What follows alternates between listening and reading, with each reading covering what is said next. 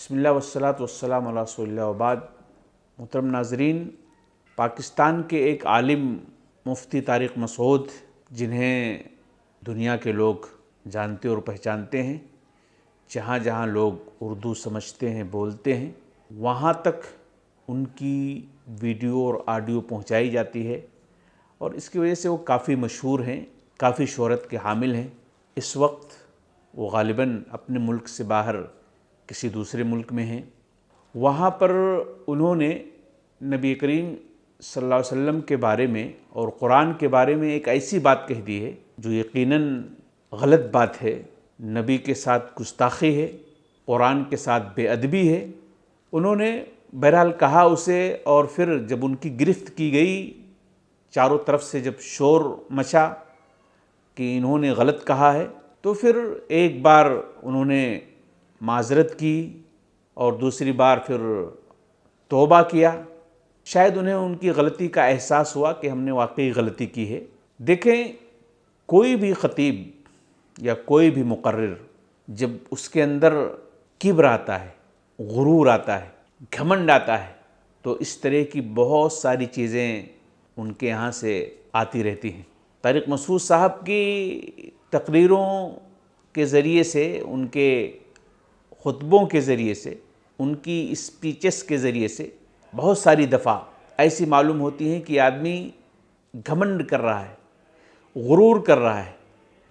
غرور اس معنی میں کر رہا ہے کہ اسے شہرت جو مل گئی ہے، شہرت اسے جو حاصل ہو گئی ہے، وگرنہ ان کی باتیں بظاہر ایسی نہیں لگتی ہیں کہ کوئی بہت بڑے علم والے ہیں، علم کا خزانہ ان کے پاس ہے، ایسا کچھ نہیں ہے۔ بس شہرت ہو گئی ہے۔ اب انسان شہرت کی وجہ سے ایک طرح سے گویا اندھا بنا ہوا ہے۔ بعض دفعہ تو ایسے چیلنج کرتے ہیں کہ اللہ کی پناہ، خاص طور سے 3 طلاق کے حوالے سے وہ بندہ تو اتنا جری ہو گیا ہے کہ چیلنج کرتا ہے کہ آؤ کوئی بھی اہل حدیث ہم سے مقابلہ کر لے۔ یہ ایک مفتی کا کام نہیں ہے، سنجیدہ مزاج لوگوں کا یہ کام نہیں ہے۔ آپ اگر مشہور ہوئے ہیں، آپ کو شہرت حاصل ہوئی ہے، تو آپ سنجیدگی رکھیے، شرافت دکھائیے، شائستگی اپنے اندر پیدا کیجیے۔ آپ کو یہ خوب پتہ ہے کہ اہل حدیث ایک طبقہ جو ایک بار کے طلاق ثلاثہ کو، 3 طلاق کو ایک مانتا ہے، اور صرف یہ نہیں کہ یہ کوئی نئی بات ہے، یہ زمانے سے ہے، خود رسول اللہ صلی اللہ علیہ وسلم کے زمانے کا معاملہ ہے، ابو بکر صدیق رضی اللہ تعالیٰ عنہ کے زمانے کا معاملہ ہے، حضرت عمر فاروق رضی اللہ تعالیٰ عنہ کے عمر کے آخری 2 سال چھوڑ کر کے پوری زندگی کا معاملہ ہے۔ یہ سب کلیئر اور واضح ہے، اور پھر بھی وہ چیلنج کرتے ہیں کہ آؤ کوئی اہل حدیث ہم سے مقابلہ کر لے۔ گھمنڈ آپ کا یہاں پر ظاہر ہو رہا ہے۔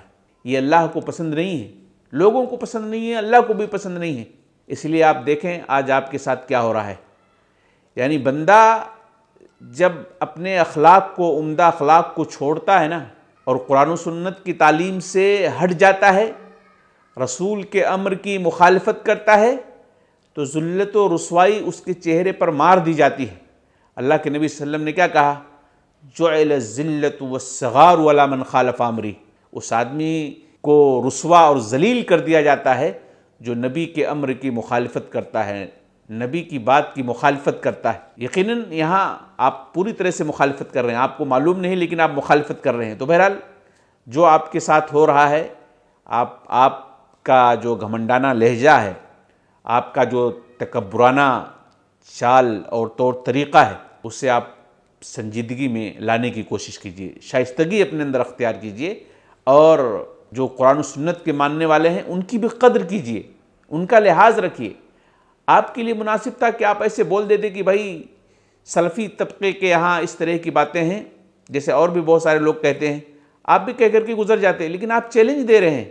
شاید اسی کی وجہ سے یا اس جیسی اور بہت ساری چیزوں کی وجہ سے آپ کو یہ دن دیکھنا پڑ رہا ہے۔ اللہ تعالیٰ آپ کو دنیا کے اندر گویا ایک طرح سے رسوائی اور بدنامی کا ایک وہ بنا دیا ہے۔ اس وقت آپ بدنام ہیں، رسوا ہیں، اپنے ہی ملک میں آپ آنے سے ڈرتے ہیں۔